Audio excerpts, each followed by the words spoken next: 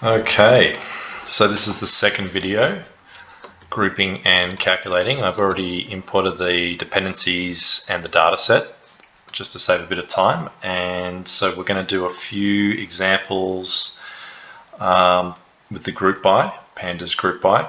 So let's start by grouping by customer group and seeing the sum of sales. So customer group sales equals sales data dot group by, and we're grouping by, as I said, customer group. Okay, and then we're going to sum it, and we might do something a bit more visual by sorting it. So we'll go sort values, and we're going to sort it by gross sales because that makes more sense. So gross sales, and we'll do highest to lowest, so ascending equals false. So let's try and make this display as best as possible. So gross sales.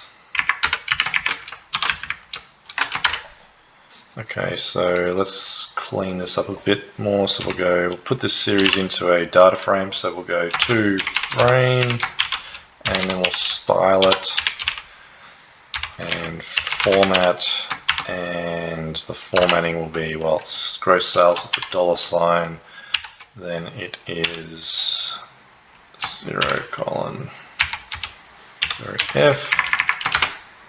Much better. Supermarket is the highest in gross sales.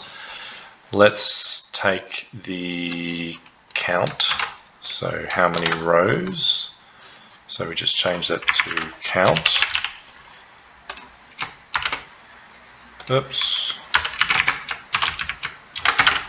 So that's the count. Supermarket has the highest count. Let's then do, let's say, the average. So we change the sum to mean.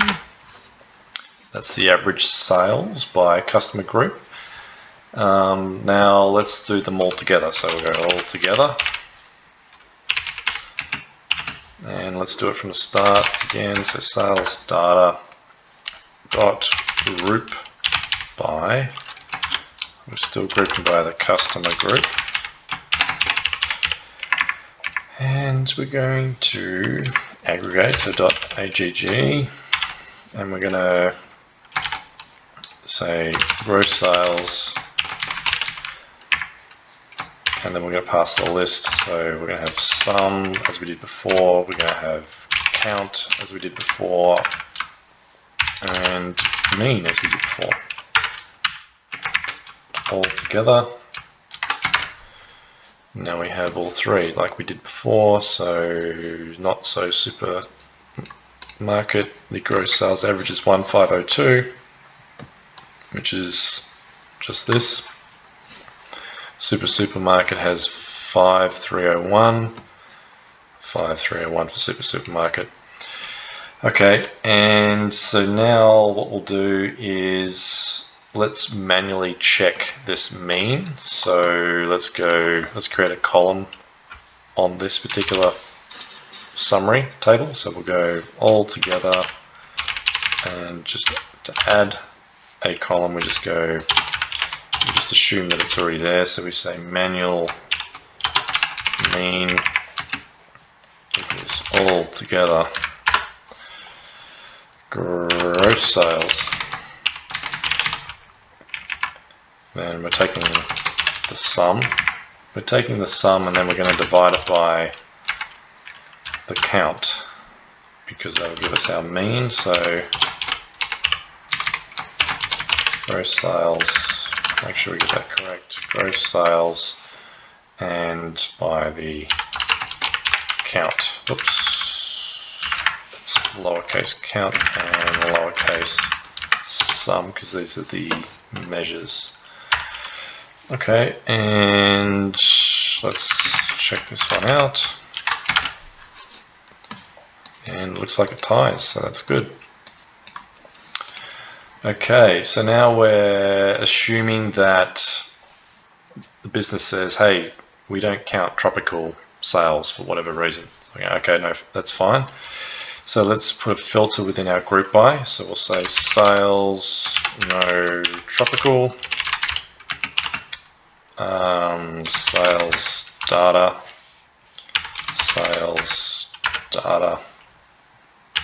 product group. Let's just check that. So tropical fruit is under product group. So it's not equal to tropical fruit. Now I'll do the group by. So dot group by customer group, as we did before, and then we sum it. We might as well sort it as well, so we'll steal this.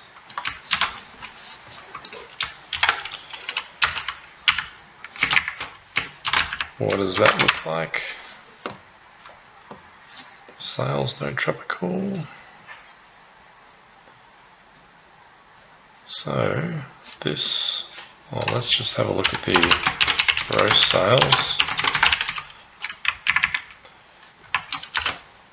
Okay, so we've got 6.2 million here, whereas before we had 7.6 million with the tropical fruit included. Okay, so now let's say that we want to group it not just by customer group but by product group as well. So what we can do there is we say customer group and product group equals sales data dot group by, and we'll pass in a list. So it will be customer group and product group, and let's sum that.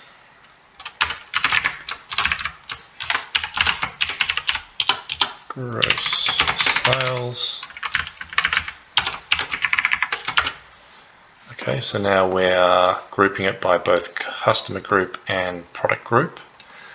So if we wanted to do that so that this part was repeating, let's say that somebody in the business actually wanted to use it for a different case study and it messes up their SUMS formula or something like that and they want this populated, we can do that. All we need to do is we need to reset the index. So let's do that. So reset index in place equals true.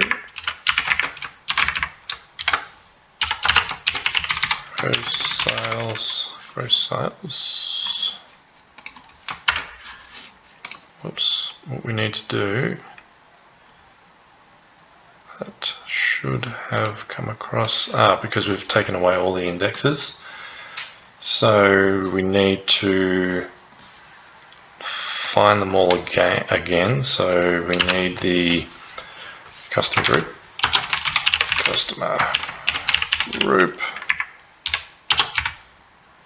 we need the product group,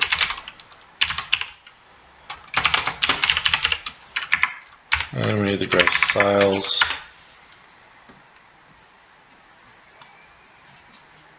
Reset the index.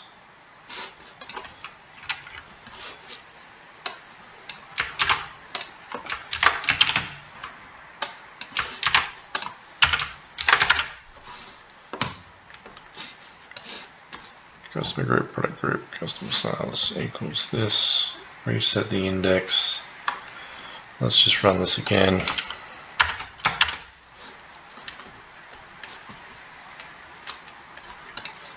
It's okay, this is part of the game.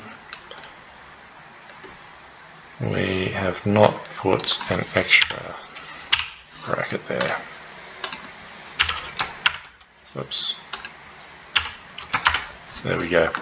Now it's repeating the same numbers as before. Okay, so I needed to put as we learned in the filtering video before, we needed to put this a list within the brackets. Okay, so now we've got it all repeating. Now let's say, whoops, we have gross sales, but actually we wanted to put in units as well. So we have units in the data set. So let's steal this. Actually, no, we'll start from scratch. So we'll go CG PG equals sales data. We're starting from scratch just because repetition helps. So we go customer group, product group, and now we're looking for gross sales, and I don't want to make the same mistake that I made before, so we need 2 brackets, and we include the units as well. And now if we sum